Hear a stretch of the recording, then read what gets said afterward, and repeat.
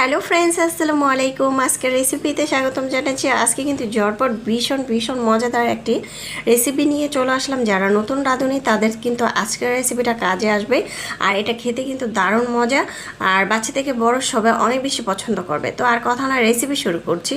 প্রথমে একটি সিলভারের প্যান বসিয়েছি চুলায়। যখন এটা গরম হয়ে আসবে তখন 3 থেকে 4 টেবিল চামচ চিনি দিয়ে দিলাম। এখন চিনিটা দিয়ে আমি কিন্তু একটু হালকা নেড়ে চেড়ে দিলেই কিন্তু এটা গলে যাবে। এটার মধ্যে কোনো পরিমাণ পানি দেওয়া যাবে না, এমনিতেই কিন্তু এটা গলে যাবে। দেখতে পাচ্ছেন চিনিটা কিন্তু গলে গিয়েছে। এরকম যখন কালার হয়ে আসবে তখন আমি সাইড থেকে এভাবে ঘুরিয়ে ঘুরিয়ে চিনিটাকে, যখন গলিয়ে গেছে তখন আমি এইটা এভাবে ঘুরিয়ে সাইড করে দিয়ে দিব। দেখতে পাচ্ছেন খুব সুন্দর করে কিন্তু এটা গলে গিয়েছে। এখন আমি আরেকটি স্টেপে চলে গেলাম। একটি বাটিতে আমি 4টা ডিম নিয়েছি। আপনারা একটি বা দুটি নিতে পারেন, তবে 4টা ডিম নিলে পারফেক্ট হবে। যাই হোক, এখানে ডিম নিয়েছি আর আধা কাপ চিনি নিয়েছি। নিয়ে তারপরে একটু ভালো করে এটাকে গ্রেট করে নিচ্ছি। দেখতে পাচ্ছেন খুব ভালো করে এরকম একটি হ্যান্ড ওয়াশ দিয়ে ভালোভাবে নেড়ে চেড়ে এটাকে মিক্স করে নিচ্ছি। যখন এরকম ফেনা ফেনা হয়ে যাবে, যখন এরকম গলে যাবে, তখন আমি এখানে আরও কিছুটা চিনি অ্যাড করতেছি। তখন আমি আধা কাপ দিয়েছি।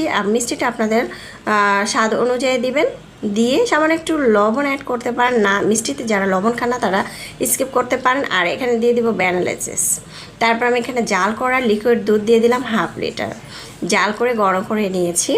তারপর হচ্ছে এভাবে নেড়ে চেড়ে মিক্স করে নিচ্ছি। দেখতে পাচ্ছেন। আর অবশ্যই কিন্তু এটা ধৈর্য ধরে এটাকে তৈরি করতে হবে, আর অবশ্যই ভালোভাবে এটা মিক্স করতে হবে। দুধ এবং ডিম চিনি একসাথে মিক্স করতে হবে। সামান্য হাফ টেবিল চামচ ভ্যানিলা এসেন্স দিয়েছি, দিয়ে মিক্স করে নিয়েছি। তারপর দেখতে পাচ্ছেন এই তো সসপ্যানের মধ্যে ক্যারামেলটা সেট হয়ে গিয়েছে। এখন আমি একটি ছাঁকনি দিয়ে ঢেলে দিচ্ছি। যেই ডিম দুধ একসাথে মিক্স করে নিয়েছি সেটা দিয়ে দিলাম। দিয়ে তারপরে চুলায় একটি প্যান বসিয়ে আগে থেকে 1 কাপ পানি দিয়ে একটা স্ট্যান্ড বসিয়ে তারপরে এটা দিয়ে দিলাম। দিয়ে ঢাকনা দিয়ে ঢেকে আমি প্রায় 20 থেকে 25 মিনিট রাখবো। চুলার আঁচ প্রথমে বাড়িয়ে দিয়ে তারপরে চুলার আঁচ কমিয়ে দিয়ে তারপরে এটা তৈরি করে নেব। তারপরে এটা ফ্রিজে হালকা ঠান্ডা করে নিয়েছি। আপনারা না চাইলে ফ্যানের বাতাসে দিলেও কিন্তু এটা ঠান্ডা হয়ে যাবে। তারপরে এই তো আমি একটি বাটিতে পরিবেশন করে নিচ্ছি। মাশাআল্লাহ, দেখতে যেমন সুন্দর হয়েছে খেতেও কিন্তু দারুণ মজা হয়েছিল। আশা করছি আমার আজকের রেসিপিটা আপনারা ট্রাই করবেন।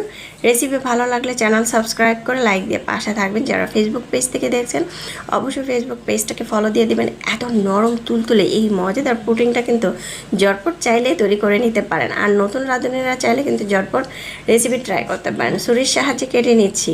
খেতে এত বেশি মজা হয়েছিল, মুখে লেগে থাকার মতো।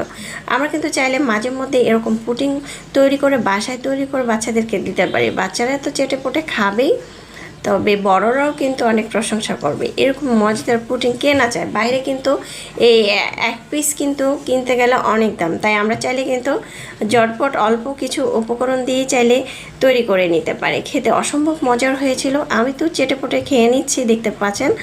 আর যারা এতক্ষণ রেসিপিটি দেখেছেন অসংখ্য ধন্যবাদ জানিয়ে আজকের জন্য বিদায় নিচ্ছি। আল্লাহ হাফেজ।